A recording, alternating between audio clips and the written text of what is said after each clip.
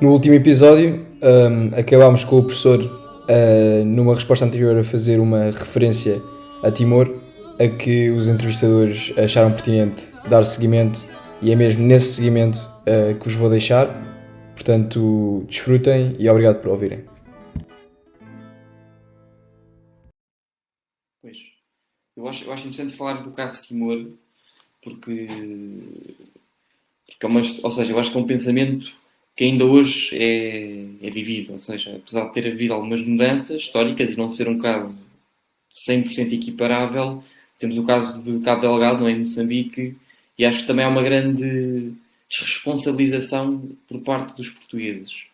E a partir do momento em que é tentado feita uma aproximação de preocupação, de algum tipo de ação, de agir, há sempre esse rótulo, ou rótulo colonialista, e acho que, reconhecendo tudo aquilo que foi mal feito e executado durante o período da colonização, eu acho que partimos sempre para o princípio do mal e não do bom, do que separa e não do que une. E acho que esse pressuposto ainda hoje é muito vivido, não é? Eu acho que porque é que temos que nos dirigir a países da lusofonia e é quase, ou é com pena, ou é com uma certa barreira quase ideológica de saber como é que eu devo me dirigir, que comportamento devo ter. E acho que a Belgada é mais um exemplo dessa desassociação e desresponsabilização da lusofonia. E eu acho que em nada une aquilo que pode ser os interesses dos países. Eu sou a favor de uma apologia que, mesmo com um país, seja Portugal ou outro país de lusofonia, não ganhe tanto, se ambos ganharem, já é algo positivo. E acho que hoje em dia a cooperatividade entre nações de lusofonia tem, por exemplo, esta barreira de quem é que vai ganhar mais, quem é que vai perder, quem é que vai ganhar, será que vou ser explorado? E acho que é uma barreira que já devia ter sido quebrada há algum tempo. Começou um bocadinho, obviamente, em toda a descolonização, que eu acho que podemos, calhar, estar em concordância que foi um bocadinho mal feita em geral, mas que, se calhar, eu acho que, por exemplo, com uma monarquia poderia ter sido um processo totalmente diferente.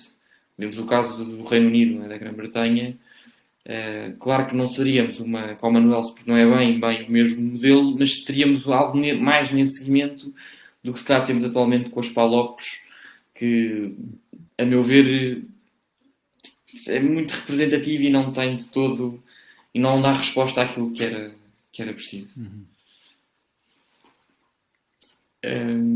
Pronto, eu não sei se Sebastião, se queres dizer algum apontamento. Já agora, se me Sim, permite, diria. referi Moçambique. Moçambique, para mim, é um caso muito, muito importante. Aliás, você tocou nos pontos todos. Você estava a falar nisso e eu depois fui tocando nos pontos todos. Moçambique, Cabo Delgado, que é uma tragédia agora e que nós devemos levar a sério, sem a mais pequena dúvida. Não porque seja responsabilidade nossa, não é, mas porque se trata de um país irmão que fala a nossa língua. E esses, para mim, são os meus irmãos. E quando a gente fala, batemos todos quase com a mão no peito, como se fosse um santinho, do Fernando Pessoa, etc. Mas o Fernando Pessoa disse esta coisa magnífica, não é? Que a minha pátria é a minha língua. Se for eu continuo a dizer isso. Claro que eu não sou Fernando Pessoa, nem tenho a mais pequena veleidade. Mas também não foi isso que o fez ser o Fernando Pessoa. Mas ele tinha essa opinião. E eu acho que ele está carregadinho de razão. A minha pátria é a minha língua. E por isso, eu tenho a maior das penas, mas quando vejo coisas a passarem-se no mundo e podem ser boas, más, tristes, felizes, etc., são coisas que se passam, enfim, não me dizem muito. Quando eu vejo gente a falar português, a falar a minha língua, e a sofrer, como é o caso, ou a celebrar vitórias fantásticas como o Brasil, por exemplo, nas Copas do Mundo de futebol, etc., eu sofro e vibro como se fosse o meu país. Pode ser defeito meu, pode ser um tontinho, se calhar sou, mas é assim.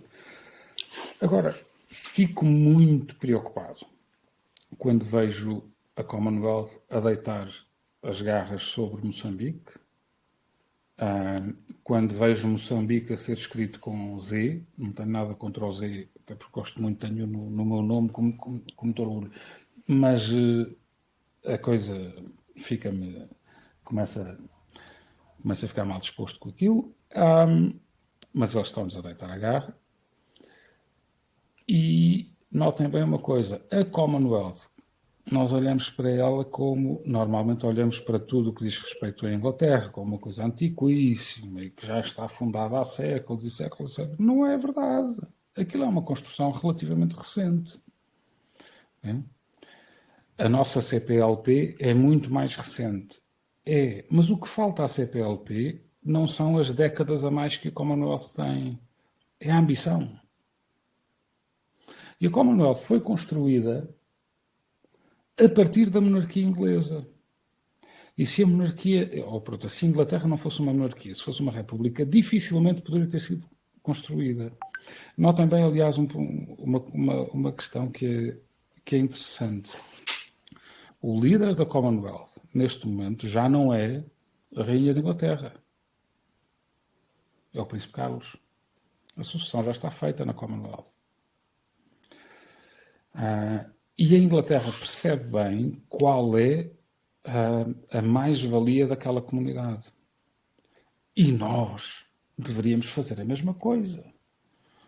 Não é copiar por copiar, mas, quer dizer, nós somos aquilo que somos hoje, em 2021, com estas parafernálias todas de tecnologia e de conhecimento, etc., porque somos bons a copiar. A nossa espécie é boa a copiar. É assim que nós aprendemos.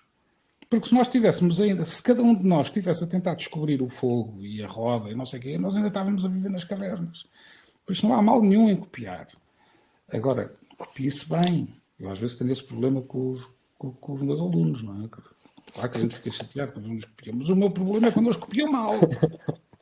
Não é? Porque quando copiam bem e fazem um bom trabalho, do mal o menos terão aprendido alguma coisa. O problema às vezes é copiar mal. Não é? Pronto, enfim, brincadeiras à parte, mas a Commonwealth deveria ser a nossa maior referência aqui, porque ela vai trabalhando, muitas vezes até sem muita consciência das pessoas. Se vocês perguntarem a um canadiano quem é o chefe de Estado do Canadá, o canadiano provavelmente vai dizer que é o Trudeau ou uma coisa assim. A gente diz, não, isso é o presidente, isso é o chefe do governo, o chefe do executivo. Mas o chefe de Estado, quem é? Não sabem. Isso é engraçado. Eu faço sempre esta brincadeira com alunos, já tive essa sorte de ter alunos canadianos e brincar com eles com isso. E invariavelmente eles não sabem que é a Rainha da Inglaterra. Mas é o chefe de Estado deles. E toda a gente ficou muito surpreendida há uns anos quando os australianos tiveram a veleidade de suscitar o referendo para serem uma república autodeterminada, etc. E caiu o chapéu a toda a gente, caiu o queixo a toda a gente quando, afinal, o povo australiano disse que não, senhora, não queria. E as festas que estavam a ser preparadas, e estava tudo preparado, aquilo foi uma chapelada de todo tamanho. Foi uma desilusão. Mas os australianos têm algum bom senso, apesar de tudo. E, enfim, esse é o nosso maior ativo. Eu sou, já agora, se me permitem aqui, enfim, em registro mais ou menos informal, e se me permitem falar de peito mais aberto e dizer assim algumas coisas que são politicamente inconvenientes, para mim, o maior erro estratégico nosso, português, foi ter-se chateado com a mudança da capital para o Rio de Janeiro, que era onde ela devia estar. Porque faz sentido. Porque aquele é o irmão maior. Nós somos 200 milhões hoje. Nós somos só 10. Eles são o irmão maior. E o irmão maior é o irmão maior. É o mais velho. É o maior. Eu por acaso, não tenho muito bem essa experiência, porque sou filho único. Mas tinha primos, etc. Não é? E os primos maiores mandam mais. É assim, é normal. Ainda hoje, a Inglaterra anda sempre a fazer a política externa à conta do irmão mais velho, do irmão maior, que são os Estados Unidos. E fazem os Brexits e fazem 30 por uma linha porque têm o respaldo do irmão mais velho, do maior, mas eles são o maior.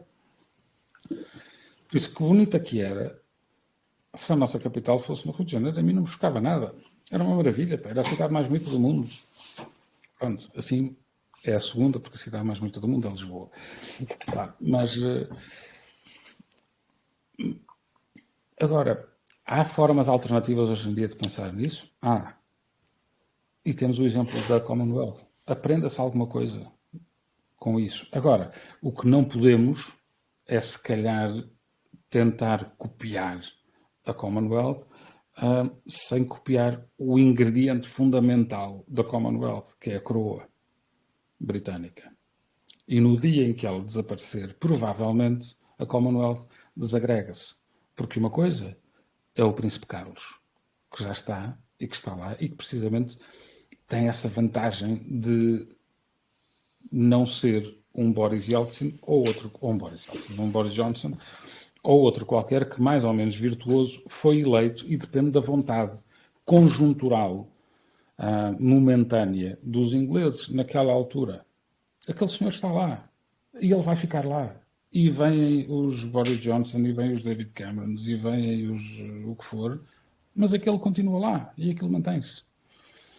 E eu posso me ir relacionando com ele, posso ir conhecendo os filhos dele, os netos dele. Eu já sei para onde é que aquela coisa vai. E sei que as instituições reais têm essa grande virtude, é que quando elas percebem que o sucessor não é exatamente o mais indicado para aquilo, rapidamente põem-no de lado e põem lá um outro senhor que cumpre melhor o cargo. E já que estamos a falar do exemplo inglês, não é preciso ir muito mais longe. Isso aconteceu com o pai da atual rainha de Inglaterra. Não nos esqueçamos disso, não é? Não era aquele que era suposto ser o herdeiro da coroa, mas foi aquele que a instituição achou mais indicado para seguir. E achou muito bem, porque o resultado foi muito bom e continua a ser muito bom. Enfim, mas desculpem lá, começo a blá blá blá e... É curioso o professor ter referido essa questão da substituição, porque as pessoas acabam, quando se fala destes assuntos, acabam por achar que uma monarquia é algo muito rígido, mas no fundo a experiência que temos é só olhar à nossa volta e ver a história, não é? Ver a história, ler a história. Não há nada mais natural que uma monarquia, não é? É algo que acontece de forma natural, não se esconde atrás de formalismos que são conjecturais, como o professor dizia, e acaba por ser uma vantagem económica, talvez, a questão da estabilidade, que é um fator externo importantíssimo na economia, e o professor também referia isso. Então, nas relações internacionais, lá estou eu a ir por caminhos que não são a minha área, mas parece que qualquer economista devia ser monárquico, não é? mas sim, agora, a questão que eu tinha ao professor agora em seguimento daquilo que dizíamos é, de facto aquilo que falamos aqui são verdades, não é? São factos. E a questão é como é que se pode chegar às pessoas, não é? Para não irmos aqui também buscar o arquiteto Ribeiro Teles, não é? Na prática, sem termos que estar a falar com todos um a um, com os tais 10 milhões, o que é que para o professor acha que era preciso que mudasse? Assim, um assunto fundamental, a educação, a educação no sentido das escolas, os liceus, as faculdades. No meu caso em concreto, sendo estudante de Direito, nós a Constitucional falávamos das Constituições que havia antes da Constituição de 1911, portanto, as Constituições e a Carta monárquicas, passávamos por isto, nem sequer se falava a fundo. A questão da legitimidade, por exemplo, não se tocava praticamente no assunto e deixava-se isto de parte como é história. Isto já não é direito sequer, isto é história do direito, nem sequer entra aqui. Eu acho que há muito isto, as pessoas não... Parece que se obtusaram, não é? Ficaram obtusas e não veem o que é que está lá fora. Acham sempre que és monárquico por tradição e esquecem-se que também há muitos que são por convicção racional mesmo. E quer dizer, como é que se pode tirar estas palas às pessoas? Quer dizer, será pelo The Crown, não é? Que já se debate, já eu debato muito que será que é uma crítica ou uma apologia? Também é outra questão interessante. Mas como é que podemos tirar então estas palas às pessoas para que se apercebam daquilo que é a verdade? Olha, como não sei, eu em várias coisas na minha vida tendo a achar que a melhor forma é sempre o exemplo. E acho que esse é um valor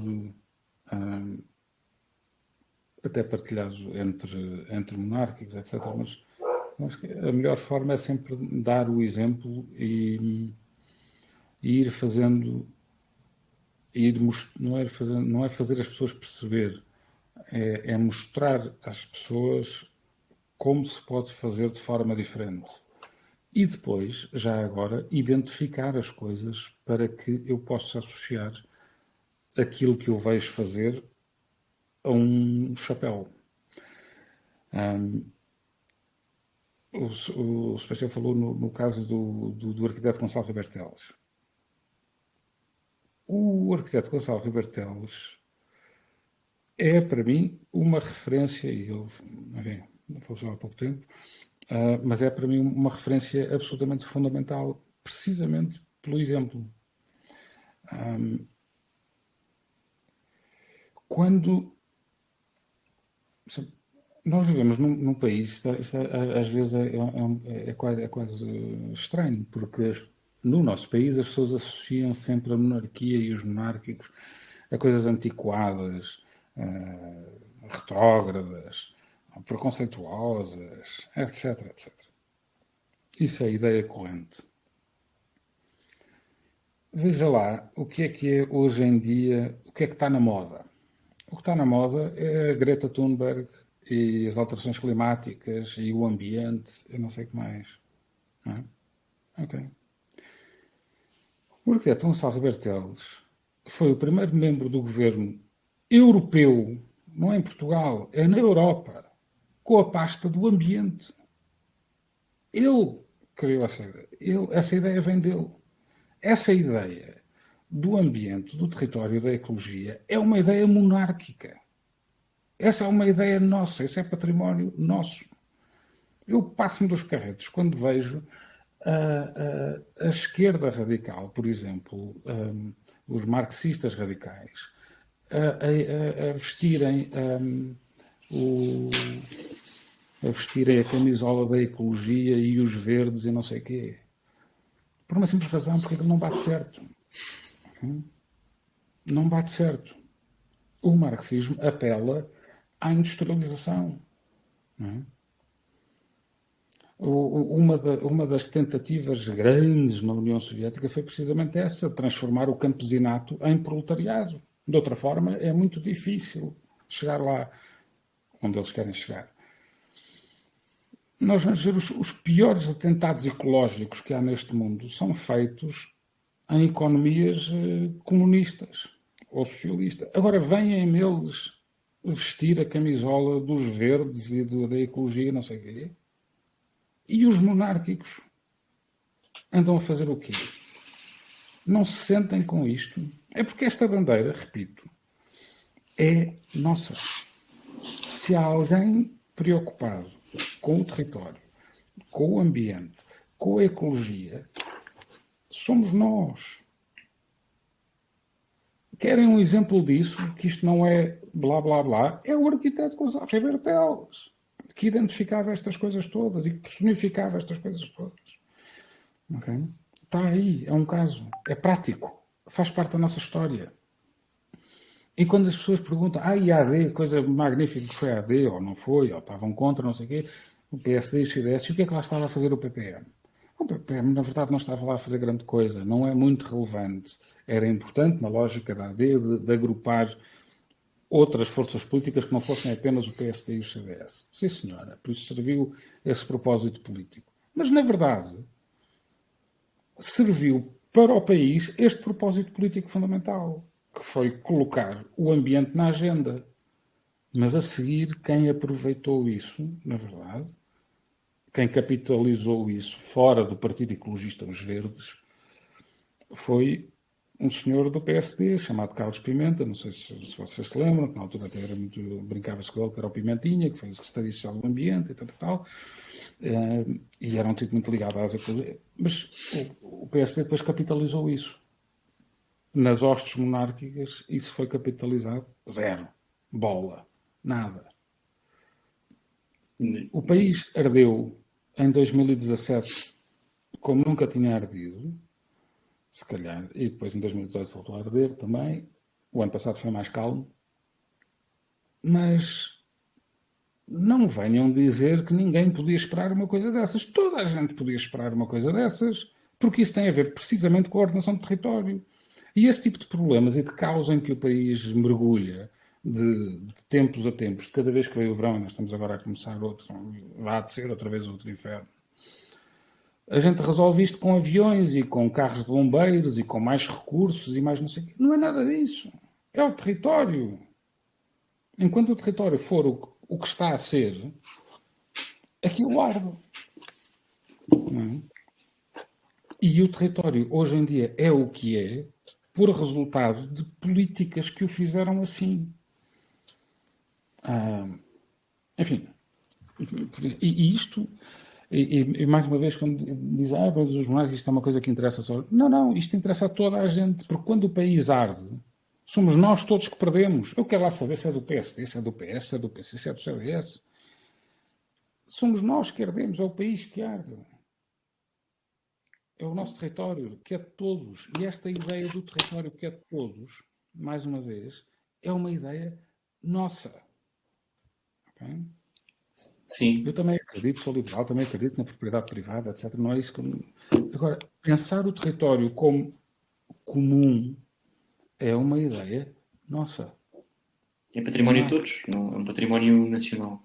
Eu acho interessante falar disso, porque eu acho que hoje, eu não quero política, agora não quero tornar isto um debate de política, apesar de, pronto, a própria monarquia em si também tem o seu quê de político, portanto isto também não queremos estar aqui a enganar ninguém. Mas o que eu acho é que o MPT tinha valências que hoje em dia não se têm em partidos ecologistas, que é o conhecimento da ruralidade. Atualmente tem-se uma visão que parte do urbano, parte dos centros urbanos para o rural. E o que isso faz é que não há um conhecimento profundo, não há um conhecimento de gema daquilo que é a vida de campo, aquilo que é o ordenamento do território. E o que o arquiteto Gonçalo Ribeiro Teles conseguiu fazer foi trazer os conceitos de ruralidade e o seu profundo conhecimento na matéria e conseguiu adaptar aos conceitos de cidade. Porque fazer uma coisa de dentro para fora, a meu ver, pelo menos daquilo que tem sido feito, o partido atualmente que mais destaca é o PAN, pronto, não quero aqui estar a falar contra ou a favor, simplesmente estou a constatar que, de facto, as questões que são postas em causa ou são levantadas nunca são as mais relevantes ou as que partem de uma ação ou um cuidado especial pelo ordenamento do território, como estava a dizer. O Vieira Gonçalo Ribeiro Teles tinha um cuidado pela dominação do bairro, aquilo que é que um bairro tinha que ter, os espaços verdes do bairro. Fez o Corredor Verde de Lisboa, aquela zona que vai desde a Liberdade, do Parque Eduardo VII e desce para a Liberdade. Ou seja, há coisas feitas, ou seja, há obra, existem obras e está feito. E o que me impressiona, por exemplo, nas questões dos fogos, é do facto de realmente serem coisas previstas, e eu acho que parte-se muito, e aí está, eu acho que aí é uma coisa que às vezes, se calhar, irrita-me em modelos, se calhar, demasiado... Pronto, se calhar tem aqui um QB de republicanismo na forma de falar, que é a culpabilização, que é, sempre que há uma ação, e que era o que estava a dizer, em vez de assumir que isto é um erro, isto é uma perda de todos, a primeira coisa que se faz é tentar jogar a culpa para o próximo. Se não o PS, foi o PSD. Se não foi o PSD, foi o PS. Isto com tudo, ou seja, em todo tipo de matérias. E eu acho que temos uma terceira república que está um bocadinho em decadência, apesar de ser relativamente jovem, não é uma república assim tão envelhecida, Porque estamos muito num círculo de quem é a culpa é deste, a culpa é do outro. Estamos aqui num sobe e desce e não sei, acho que os jovens são desinteressados politicamente em geral, acho que não é só em relação a ser monárquico ou não, acho que a maior parte dos jovens que respondem são monárquicos diriam que não, nem é por não gostarem ou é simplesmente falta de conhecimento, mas isso eu acho que é a nível político geral, não é? Os jovens estão muito desacreditados. Vemos que vários movimentos, se calhar mais extremistas, crescem também por uma falta de resposta de setores da oposição e o que me pergunto e o que existe é onde é que, para mim faz sentido, onde é que a monarquia aqui poder ter aqui um revivalismo, não é? Porque eu acho que há muitos valores monárquicos que não estão a ser defendidos ou representados e as pessoas agarram-se ao sítio que mais rapidamente pode ter espelho ou se assemelhar a isso. E eu acho que isso cria vários problemas que eu acho que estamos a assistir a nível de estrutura política. Eu gostava só também de referir aqui uma coisa. O professor tocou num assunto que também me é muito caro, que é a questão da agricultura, que acho que é da agricultura, da parte rural daquele que é o nosso país, que chegou aos 40%, acho que este ano, de solo agrícola útil, e que está a sofrer uma empresarialização e um desenvolvimento gigante nesta área que é a área agrária, e acho que a questão agrária é uma das questões onde podemos de facto refletir e ver as consequências práticas daqueles que são os nossos valores, porque no fundo não estamos condensados aos grandes centros urbanos, que são no fundo quem tem mais votos, não é? E podemos chegar a estas outras pessoas que no fundo há pessoas a viver da agricultura, muita gente a viver da agricultura e fazem regimes como aquele que foi aprovado há uns tempos no Conselho de Ministros, um decreto-lei do arrendamento urbano, do arrendamento rural forçado, que apesar de ter as melhores das intenções, que é a questão da organização do território e das prevenções dos fogos, etc., no fundo deixa pessoas sem pão na mesa. E o decreto-lei não prevê, não desenvolve como é que é essa gestão agrária, porque no fundo não lhes dá interesse prático em tocar nestes assuntos e no fundo queria referenciar isto porque acho que de facto nós temos muita potência agrícola em Portugal que está desaproveitada, muito desaproveitada até. E vemos as pessoas os partidos em geral, a fazerem disto bandeiras políticas quando lhes dá jeito, a quererem bosques tipo capuchinho vermelho, quando temos uma civicultura que representa uma grande percentagem da agricultura nacional. Então a produção de eucalipto, que é a vítima destas questões, sim, claro, é uma espécie que tem tendência para arder com maior facilidade. Mas quer dizer, eles não se auto-incineram. A questão está mais na prevenção, na limpeza de matas, na criminalização e na busca, no fundo, daqueles que são os incendiários, do que se calhar em acabarmos com isto e pormos pinheiros em tudo o que é sítio, para depois as pessoas, pronto, no fundo, passarem fome, não é? Mas pronto, queria também introduzir este tema, porque acho que também é um tema que diz muito ao professor. Diz-me imenso. Mas não me fala eucaliptos, senão eu começo a passar mal. E pinheiros pior. Vamos lá ver. Uma das...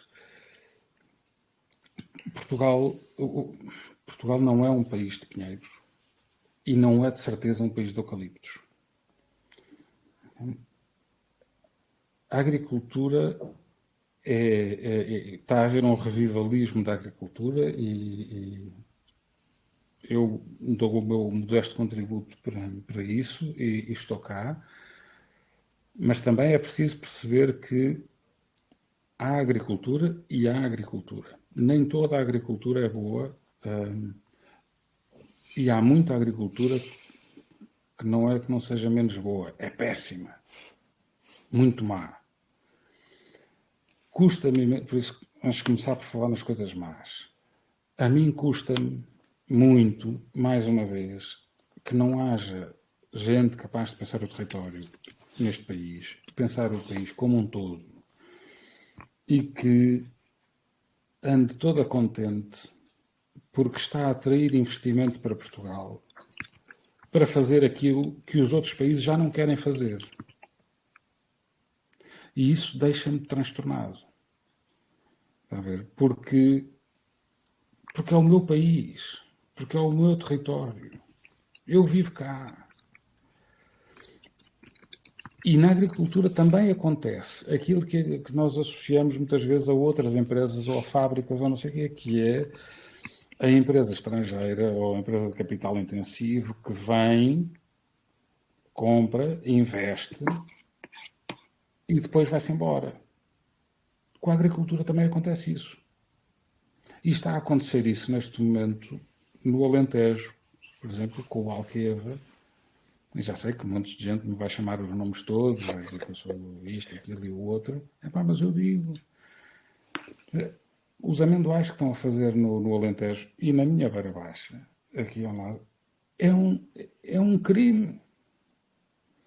O tipo de olivicultura, de produção de azeitona para azeite, etc., que estão a fazer no Alentejo é um crime. Aquilo que deixa... esgotaram a Califórnia e agora vêm para aqui e nós ficamos todos contentes. E aqui vai acontecer a mesma coisa. E daqui a 20 anos, os nossos recursos aquíferos estão desgraçados, os nossos solos estão desgraçados e essas empresas vão mudar para o outro lado qualquer, que vão explorar e secar e depois vão-se mudar. Porque é da natureza delas. É um bocadinho como aquela história do escorpião, não é? Que ia atravessar o rio às costas de um animal qualquer.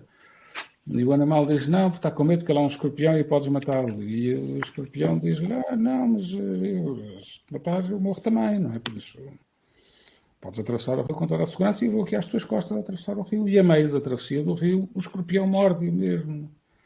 E o animalzinho diz, então, mas afinal... E o escorpião disse, é da minha natureza. É da natureza do escorpião fazer aquilo. E é da natureza destas empresas fazer isso.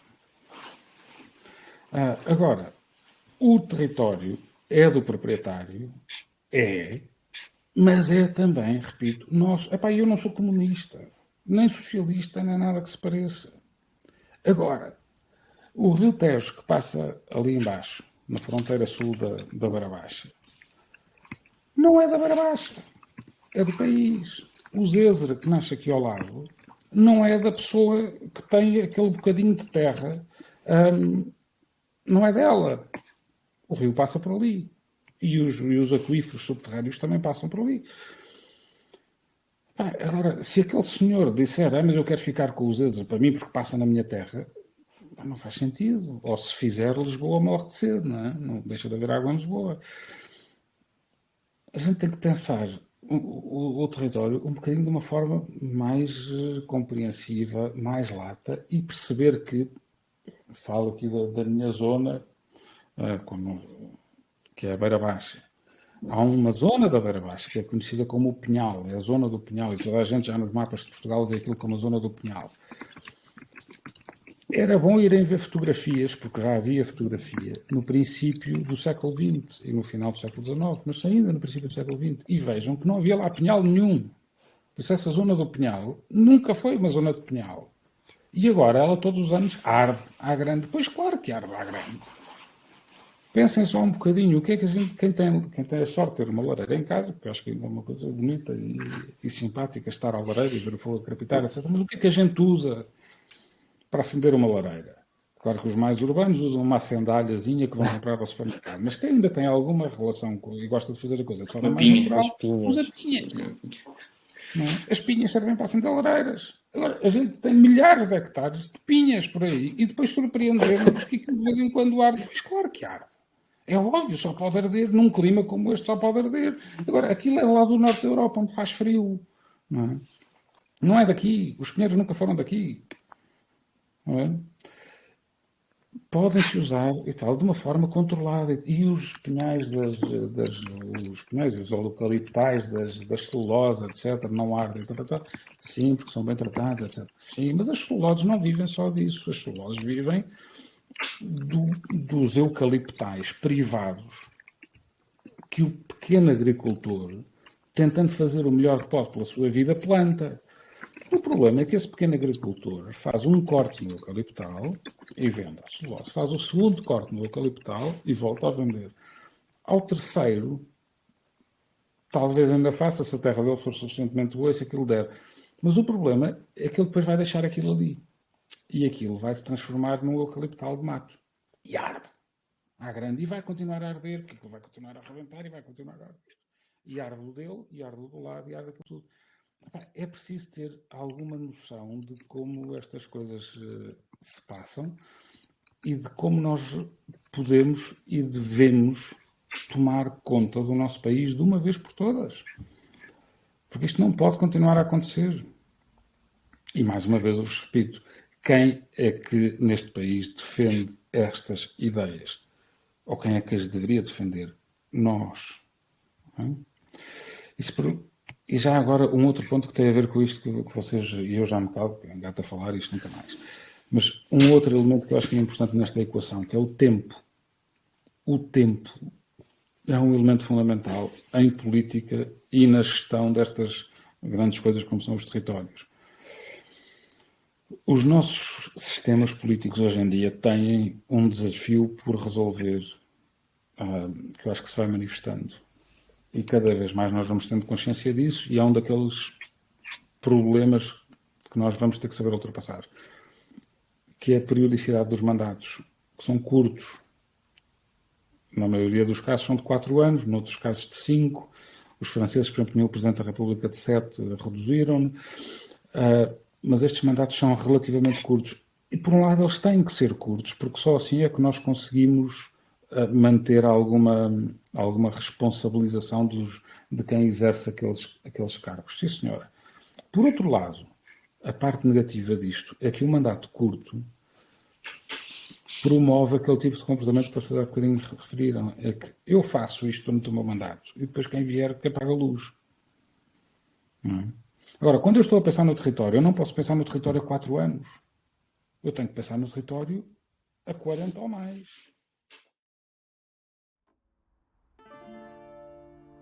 Muito obrigado por terem assistido a este episódio do nosso podcast.